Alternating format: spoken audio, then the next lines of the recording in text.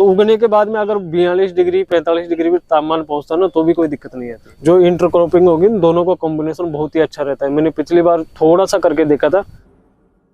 किसान भाइयों नमस्कार। जो किसान भाई गेहूं की कटाई के बाद में सब्जियां या फिर फसलें अपने खेतों में लगाना चाहते हैं, किसान भाइयों काफी ज्यादा सावधानी पूर्वक आपको सब्जियां लगानी है गेहूं कटाई के बाद में। साथ ही साथ आपको कुछ चुनिंदा सब्जियां या फसलें ही लगानी है। गर्मी में आमतौर पर किसान भाई गलती क्या करते हैं कि जो फसलें वो सर्दी और बरसात में लगाते हैं वही फसलें वो गर्मी के टाइम पे लगा देते हैं। होता क्या है कि उनकी जो फसलें हैं जो सब्जियां हैं वो ग्रोथ ही नहीं कर पाती, उनसे उनको काफी ज्यादा लॉस हो जाता है। तो आज आपको हम सावधानी भी बताएंगे, क्या आपको सावधानी बरतनी पड़ेगी, कैसे ग्रो करनी है अपनी सब्जियों को। साथ ही साथ इंटरक्रॉपिंग से भी आप ज्यादा पैसा कमा सकते हैं गर्मी में भी। और इंटरक्रॉपिंग से फायदा क्या होगा, पहला तो आपको प्रॉफिट ज्यादा होगा, साथ ही साथ जो इंटरक्रॉपिंग आप करेंगे उससे आपकी सब्जियां गर्मी से भी बचेंगी। मेरे साथ में एक युवा किसान भाई को आप देख सकते हैं जो काफी अच्छा अनुभव रखते हैं सब्जियों की खेती में। और आप देख सकते हैं इनकी गेहूं की कटाई हो चुकी है, तो इस खेत में ये कौन सी सब्जियां लगाएंगे, क्या इनकी विधि रहेगी, कैसे गर्मी से अपनी सब्जियों को ये बचाएंगे और कितना प्रॉफिट गर्मी की सब्जी से हम अधिक कमा सकते हैं। आपको काफी शानदार नॉलेज मिलेगी इस वीडियो में। वीडियो को पूरा देखें, कंप्लीट देखें और वीडियो पसंद आए तो लाइक शेयर करें। और जिन किसान भाइयों ने अभी तक हमारे चैनल को सब्सक्राइब नहीं किया, चैनल को सब्सक्राइब कर लें। तो आइए किसान भाइयों आज का वीडियो शुरू करते हैं। सर नमस्कार। नमस्कार जी, नमस्कार सर। ये सबसे पहले तो अपना छोटा सा परिचय बता दें किसान भाई। मेरा नाम राजूलाल मीणा है और मैं रामगढ़ पचवारा का रहने वाला हूँ, जिला दौसा राजस्थान जी। सब्जियों की खेती कितने साल से करते हैं सर? सर सब्जियों की खेती तो मेरे को काफी टाइम हो गया। मैंने पहले भी बताया था कि बहुत मेरे को रुचि सब्जियों में है ज्यादा, इस वजह से। और हर मौसम में सब्जी लगाते हैं? देखो मैं 12 महीने सब्जी चलाता हूँ। अच्छा। जैसे एक खत्म हुई दूसरी चालू हो जाती है, इस प्रकार से। प्रेजेंट में आपका धनिया चल भी रहा है और आपने नया धनिया भी उगा रखा है। देखिए धनिया मैंने शुरुआत में भी दिवाली से पहले धनिया लगाया था तो वो खत्म हो चुका था। फिर उसके बाद में मैंने थोड़ा बहुत और लगाया था क्योंकि सर्दियों में धनिया की डिमांड कम रहती है और इस वजह से मैंने कम लगाया था। और अब मैं लगा रहा हूँ, जैसे मैंने अभी 1 महीने पहले लगाया था तो उसके अभी 10 से 12 दिन बाद में हार्वेस्टिंग चालू हो जाएगी। तो अब जो मेरी ये गेहूं की फसल कटने लगी ना, इसके बाद में भी धनिया लगाऊंगा मैं। और धनिया भी आप लगाओगे? अब जो धनिया की डिमांड है ना वो तो अभी है, गर्मियों में धनिया की डिमांड ज्यादा रहती है। सर जी गर्मियों में किसान भाई गेहूं कटाई के बाद में सब्जियां तो लगाने वाले हैं, लेकिन सबसे बड़ी समस्या मुझे ये लग रही है कि कई किसान भाइयों की सब्जियां ग्रो ही नहीं हो रही, उनकी सब्जियां बिल्कुल चौक हो चुकी है। कई किसान भाई की समस्या आ रही है कि यार हमारे तो बीज अंकुरित नहीं हुआ। तो आखिरकार किसान भाई गलती क्या कर देते हैं?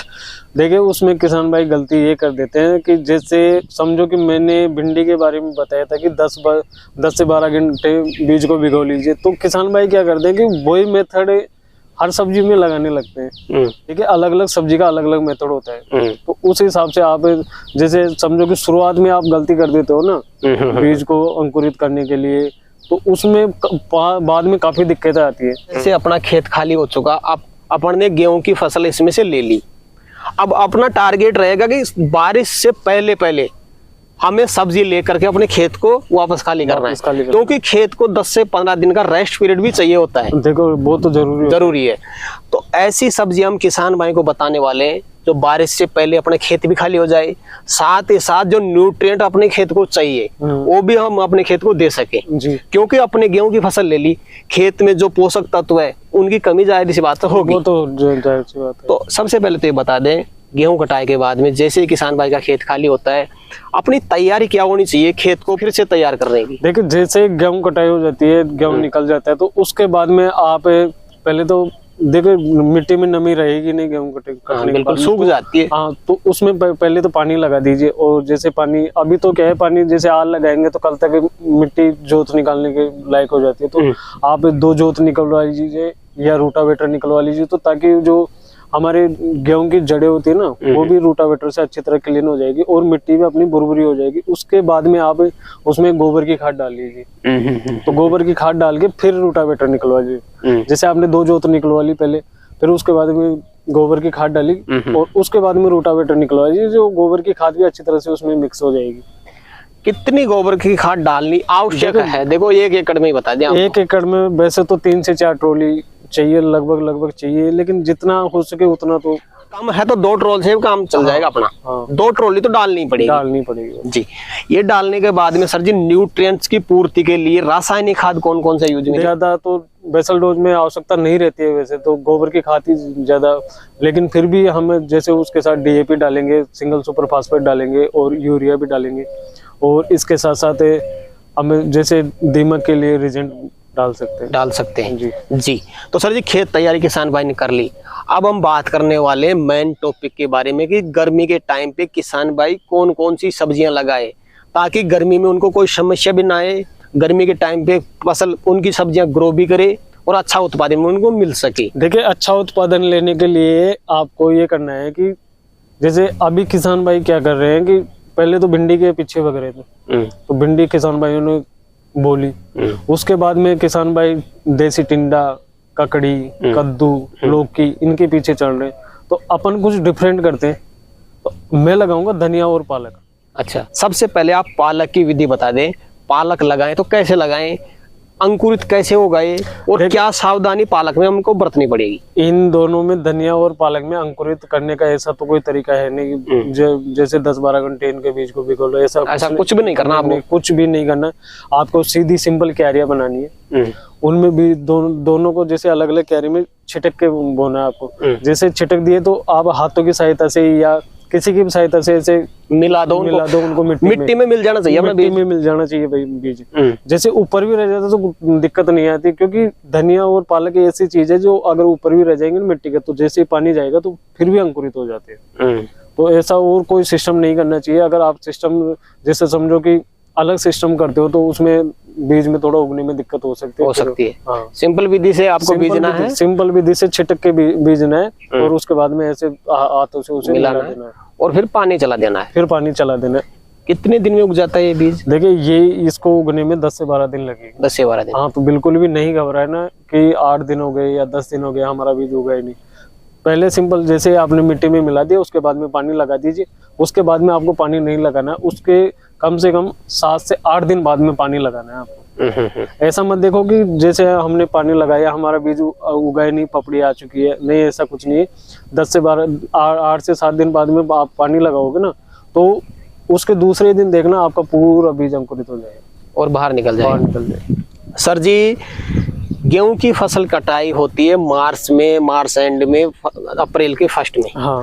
भरपूर गर्मी राजस्थान में उस समय शुरू हो जाती है जी। कई स्टेट में गर्मी कम भी रहती है। हाँ, वो तो। लेकिन किसान भाई चिंतित इसलिए रहते हैं कि यार गर्मी में कहीं हमारी फसल खराब ना हो जाए, कहीं ग्रो ही ना करे गर्मी की वजह से। ये देखिए, बहुत चिंता करना भी बहुत जरूरी होता है, लेकिन किसान भाइयों मैं आपको बता दूं कि धनिया जो होता है ना, वो 35 डिग्री टेम्परेचर तक आसान से सहन कर लेता है वो। एक बार उगने के बाद में फिर दिक्कत नहीं आएगी, बस मेन प्रोसेस उगने का ही है। हाँ, मेन प्रोसेस। और पालक की बात करें तो दोनों में 35 डिग्री तक सहन कर सकते हैं। लेकिन सर जी 45 डिग्री तक अगर टेम्परेचर जाता है तो फिर कैसे बचाएं? देखिए, फिर वही तो मैं देखो 35 डिग्री मैं बता रहा हूँ कि जैसे अभी जो समय चल रहा है ना, वो 29 डिग्री 28 डिग्री के आसपास चल रहा है। बिल्कुल। तो इस वजह से अभी आप धनिया लगाओगे ना, तो वो क्या है 28 डिग्री में उगाएगा। तो उगने के बाद में अगर 42 डिग्री 45 डिग्री भी तापमान पहुंचता ना, तो भी कोई दिक्कत नहीं आती, तो भी समस्या नहीं आती है वो जी।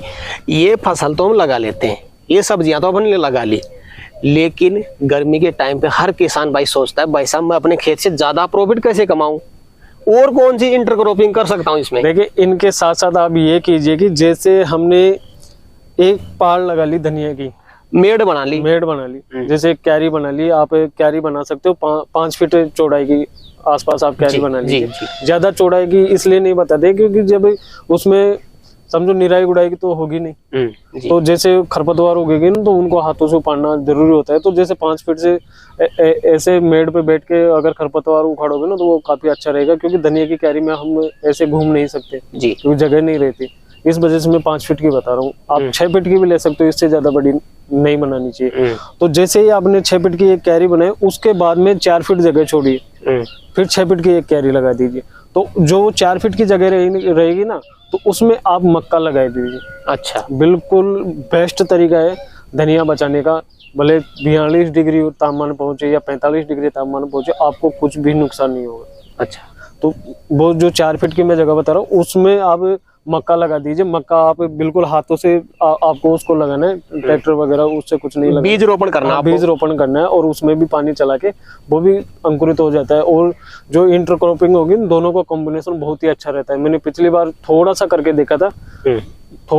देखा था तो उनमें और जो ओपन फील्ड में मैंने अलग से धनिया लगाया था उनमें काफी डिफरेंट रहता है, क्योंकि वो ओपन जैसे अलग से लगाया था धनिया तो उसमें क्या है थोड़ी पत्तियां पीलापन आ जाता है उनमें। और जो मैंने इंटरक्रॉपिंग लगाई थी ना मक्का लगा के तो उनमें क्या है थोड़ा सा मतलब वो पीलापन देखने को नहीं मिला मेरे को। तो सबसे अच्छा है कि आप मक्का से भी कमाई कर सकते हो और धनिया से भी कमाई कर सकते हो।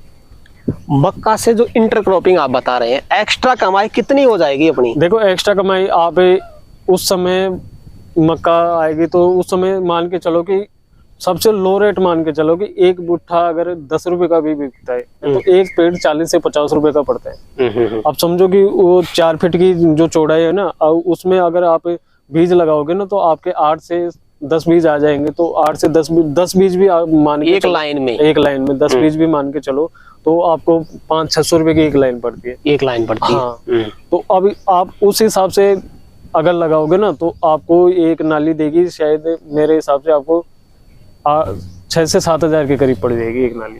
4 फीट की जो अपन ने जगह छोड़ी 4 फीट की, उसकी लंबाई के ऊपर डिपेंड करता है कितनी लंबाई है। लेकिन मैं मानता हूँ कि जितनी आपने धनिया से कमाई की है ना उससे ज्यादा भी आप कर सकते हो। ज्यादा भी कर सकते हो। हाँ। किसान भाई लगा भी लेता है लेकिन वो सोचेगा यार कहाँ पे सेल कैसे करें। सेल तो मंडी में, सब्जी मंडी में सेल हो जाता है वो, या देखो सब्जी मंडी में भी सेल हो जाता है। और देखो अगर किसान भाई के पास टाइम हो तो खुद भी अपने स्तर पर सेल कर सकता है उसको, जैसे मार्केट रेडी पे उनसे संपर्क करके उनको भी सेल कर सकता है। जी थोड़ा सा किसान भाइयों यहाँ पे आप इसको सेल कैसे करेंगे? आपको मक्का को सेल करना है, जो ठेले वाले होते हैं ना जो भुट्टा सेक के बेचते हैं, हाँ, उनसे संपर्क करो आप। वो आपसे 10 रुपए का आराम से खरीद लेंगे क्योंकि वो 20 में सेल करते हैं। वो 20 में करते हैं, वो 20 में सेल करते हैं तो 10 से आपसे वो आराम से खरीद लेंगे। आधा प्रॉफिट वो कमाएंगे, आधा आपको मिल जाएगा। जी तो सर जी जैसे मान लो हम शुरुआत में ये सब्जियां लगाते हैं, इंटरक्रॉपिंग करते हैं हम मक्का से। हाँ। सावधानी गर्मी के टाइम पे और क्या रखनी है किसान भाई को जिससे अपनी फसल में कोई समस्या ना आए? सावधानी इन दोनों चीजों में सावधानी ज्यादा रखने की आवश्यकता नहीं है। गर्मी में बस पानी की ज्यादा डिमांड रहती है। पानी की विशेष तौर पे आपको ध्यान रखना है। तो क्या फवारे से भी चला सकता है किसान? नहीं सर, फवारा नहीं चलेगा इसमें, बिल्कुल नहीं। खुला ही पानी चलाना पड़ेगा। तो ये या फिर जैसे समझो कि आप ड्रिप विधि से लगा रहे हो तो ड्रिप विधि से भी हो जाता है। ड्रिप से भी हो जाता है लेकिन अगर गर्मी में कर रहे हो तो आप खुले में पानी चलाओ, ज्यादा बेटर रहेगा, सबसे बेस्ट रहेगा। क्योंकि ड्रिप का जो नमी है वो 2 दिन में सूख जाएगी। हाँ। जी तो इनका जो उत्पादन मिलता है सर जी कितने दिन में मिलना स्टार्ट हो जाता है? देखिए धनिया का मिलना स्टार्ट हो जाता है आपको, धनिया फर्स्ट आप हार्वेस्टिंग लोगे ना तो आपको 55 से 60 दिन लग जाएंगे।